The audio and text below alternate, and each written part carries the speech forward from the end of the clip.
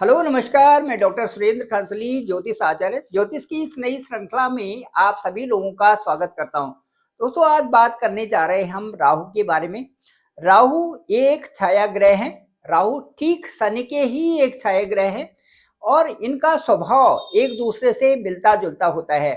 राहु की जो महादशा होती है वो ठीक 18 साल की होती है और एक हाउस में राहु ठीक 1.5 ईयर एक हाउस में ये ट्रांजिट करते हैं। राहु का जो ये ट्रांजिट है ये विशेष रूप से प्रभावित करने वाला रहता है। ज्योतिष जो वैदिक ज्योतिष के अनुसार राहु का ट्रांजिट एक विशेष प्रकार का एक विशेष रहस्य ले आता है, जो कि कुछ अलग से उस समय जो दशाओं के अंतर्गत दशा किस राशि की है, कहाँ पर किस राशि में राहु बैठे हुए हैं और उससे जो लग्न से कितनी दूरी है और उससे उसके रिजल्ट्स जो होते हैं एकदम डिफरेंट अलग तरह के डिफरेंट रिजल्ट आने शुरू होते हैं। डिफरेंट मैं इसलिए कह रहा हूं कि ये कुछ शुभ और कुछ अशुभ इस तरह के परिणाम राहु के आते हैं। छाया ग्रह होने के नाते राहु का जो स्वभाव है और जो व्यवहार है, इससे प्रतीत होता है कि राहु उस समय किस तरह से किन ग्रहों के साथ में है और किस तरह से दृष्टि वहां पर राहु के साथ में और ग्रहों की पड़ रही है। इन सब से राहु प्रभावित होते हैं। राहु के लिए कहें तो राहु हमेशा जो उनकी चाल होती है वो हमेशा बकरी चाल से चलते हैं। वो हमेशा रेट्रोग्रेड अवस्था में ही रहते हैं। इस तरह से जो सकारात्मक और नकारात्मक दोनों तरह के जो प्रभाव हैं, ये जातक को बहुत ज्यादा प्रभावित करते हैं। यदि राहु की के लिए कहा जाए तो राहु की जो दशा होती है उसमें यदि हम सरस्वती माता का पूजन करते हैं तो ये सबसे उत्तम होता है। सरस्वती माता के मंत्रों का जाप भी करना और उनकी आराधना भी करना ये ज्यादा अच्छा होता है, क्योंकि बुद्धि की अधिष्ठात्री सरस्वती माँ सरस्वती ही है और बुद्धि को ही बढ़ाना राहु की दशा में ये सबसे उत्तम रहता है। क्योंकि हर आदमी का उस समय, हर जातक का कहीं ना कहीं जड़ बुद्धि होने का उस समय संभावना बनी रहती है। जड़ बुद्धि का मतलब ये है कि यदि बुद्ध के साथ में यदि राहु हो तो जड़ बुद्धि मतलब बुद्धि का काम न करना या भ्रम हो जाना या किसी तरह से छल हो जाना या किसी तरह से परेशान हो जाना, ये सारी चीजें रहती हैं। राहु की जो दशा होती है या राहु का जो संचरण होता है उसमें जो मुख्य रूप से प्रभावित होते हैं, यदि राहु वहां पर अच्छे परिणाम देने वाला नहीं है और यदि वहां पर राहु अच्छे हाउस में नहीं है तो 3, 6, 11 में बहुत अच्छे परिणाम आते हैं। लेकिन इसके साथ साथ में कुछ उतार चढ़ाव वाली स्थिति होती है, उसमें राहु की दशा आते ही एक तो लॉस होते हैं, दूसरा करियर में एक धीमापन आ जाता है, उसके अलावा चिंता बनी रहती है, स्ट्रेस आ जाता है और इसके अलावा जो राहु है वो कई प्रकार के विचार आ जाना, उससे स्ट्रेस में बीमार भी हो जाना और इसके साथ साथ में जैसे घर में दीमक लगना, ये भी राहु के संकेत हैं। इसके अलावा जो नशे की आदत पड़ जाना, गलत संगति में रहना, ये भी राहु के ही उस समय लक्षण दिखाई देते हैं। इसके साथ साथ में खालीपन होना, नींद ना आना, ये भी सब जो है राहु के ही संकेत मिलते हैं।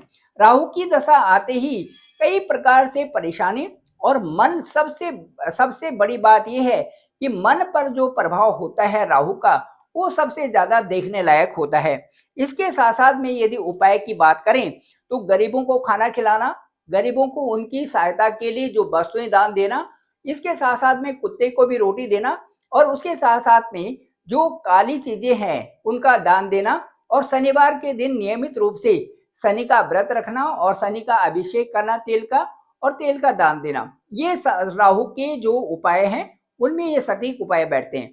चलिए आज बात करने जा रहे हैं हम राहु का ही संचरण और कुंभ राशि के बारे में आज बोलते हैं।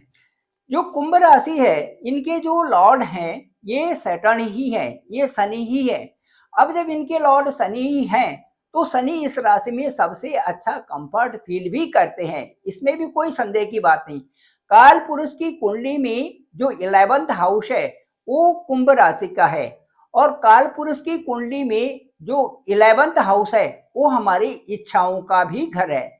इसी तरह से यदि हम कुंभ को लग्न मान के चलते हैं या कुंभ राशि को मान के चलते हैं, तो इस समय जो कुंभ राशि के ठीक जो है दूसरे स्थान में यानी सेकेंड हाउस में इस समय राहु का संचरण, राहु का ट्रांजिट बना हुआ है।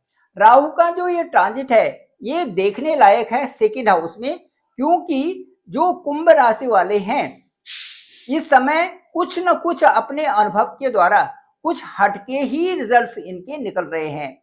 कुछ हटके ही का मतलब मेरा ये है, कहीं ना कहीं जो उनका पूर्ववत जो व्यवहार था, पूर्ववत जिस तरह से वो रहते थे, उसमें काफी कुछ बदलाव कुंभ राशि के लोगों में आ रखा है। इसलिए क्योंकि 5 साल की जो साढ़े साथी का जो पीरियड है, जो ये अंतराल है, इसको तो अब 5 साल का अंतराल तो पूरा होने वाला है और ठीक 1 महीना अभी 1 महीना से भी कम अभी समय बचा हुआ है। 1 महीने से कम समय में ये अपनी योजनाओं के द्वारा विशेष प्रकार से अगले 2.5 साल की अच्छे बनाने की कोशिश में कुंभ राशि वाले लगे हुए हैं कि किस ढंग से जो अगला वाला 2.5 साल का पीरियड जो शनि का होगा और जिसमें साढ़े साथी होगा वो किस तरह से अच्छा बने। अब मैं ये बताना चाहता हूं कि ठीक इस समय सेकेंड हाउस में वहां पर राहु की स्थिति बनी हुई है कुंभ राशि वालों की। अब जब मई आएगा, जो 18 मई 2025 आएगा, तो राहु का जो संचरण होगा वो बकरी अवस्था में रेट्रोग्रेड डायरेक्शन में ठीक इनके लग्न में आ जाएगा। अब लग्न में यदि वहां पर आते हैं राहु, तो क्या प्रभाव दिखाएंगे कुंभ राशि वालों को, ये देखने लायक होगा। अब इसमें जब हमेशा मन के ऊपर राहु का संचरण होता है तो ये महत्वाकांक्षी बना देते हैं। राहु मतलब इच्छाओं के लिए, राहु का यदि सही उदाहरण दें तो समुद्र मंथन के समय जब देवताओं को भी ये लगा और राक्षसों को भी ये लगा कि जो धरती है इसमें रत्नों की कमी हो गई है, संपदा की कमी है, तो उन्होंने कहा चलो एक रिसर्च की जाए कि हम जो समुद्र मंथन करते हैं।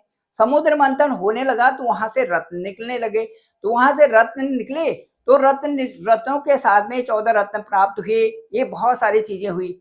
तो राहु जो है, राहु ने जो दैत्य थे उन्होंने छल करके देवताओं को भी छल कर दिया और देवताओं का भेष बना के ठीक देवताओं के साथ में बैठ गए और अमृतपान किया। तो इस तरह से जो देवताओं को भी छल सकता है वो मन को छलने वाला तो होगा ही होगा। तो इसीलिए कुछ रहस्य जो है इस राहु में छुपे हुए हैं। तो राहु जब कुंभ राशि के ठीक मन के ऊपर आएंगे तो रहस्यों को लेके आएंगे। इनकी इच्छाएं बहुत होती हैं क्योंकि इनके तो ऊपर का हिस्सा है, तो ऊपर का हिस्सा है तो इनके दिखता भी है, ये लालसा भी करते हैं, इनकी इच्छाएं भी हैं, इनकी तीव्र इच्छाएं भी हैं, ये सारी के सारे राहु के साथ में चलते हैं। अब जो कुंभ राशि के साथ में इनको ये स्वार्थी भी बना सकता है, लोभी भी बना सकता है, साथ साथ में लालच भी इनको कर सकता है और इसके साथ में महत्वाकांक्षी भी बनाएगा और अपने ही फायदे के लिए ये इस समय कार्य करेंगे। ठीक अगले वाले 2.5 सालों में वो कहेंगे किसी भी तरह से मुझे फायदा होना चाहिए, चाहे परिवार है चाहे कोई भी है, लेकिन वो अपने लिए ही टाइम निकाल के और अपने को ही आगे बढ़ाने के लिए इस समय उत्साहित रहेंगी। इनकी जो लालसा है, जो इच्छा है, जो करने की धुन है, वो इन पे वो धुन शुरू हो जाएगी। तो ये राहु का जो गोचर आ रहा है ठीक जो 18 मई 2025 से कुंभ राशि वालों के लिए ये विशेष परिवर्तन ला रहा है आपकी कमाई के लिए और आपकी इच्छाओं की पूर्ति के लिए, ये देख लीजिएगा। साथ साथ में मैं ये कह सकता हूं कि मन के ऊपर जो राहु का प्रभाव है वो किसी हद तक कुछ लोगों को पीड़ित भी कर सकता है और गलत कार्यों की तरफ भी ले जा सकता है। इसलिए थोड़ा सावधान रहने की जरूरत है और वो कार्य करें जो राहु भी कह रहे हैं, लेकिन उनको यदि आपने सही ढंग से कर लिया और सही दिशा में आगे बढ़े, खूब मेहनत से बढ़े, तो मैं कहता हूं कि जो आप अगले वाले जो आपके 2.5 साल हैं वो कम से कम करियर के लिए और फाइनेंशियल ग्रोथ के लिए तो बहुत ही शुभ रहेंगे। ये जो आ रहा है आपका और ये जो समय होगा 1.5 साल का जो पीरियड होगा, इसमें आप काफी उन्नति भी करेंगे। Thank you very much. मैं डॉक्टर सुरेंद्र खंसली, ज्योतिष आचार्य। डिस्क्रिप्शन भी मेरा नंबर है 9868280191।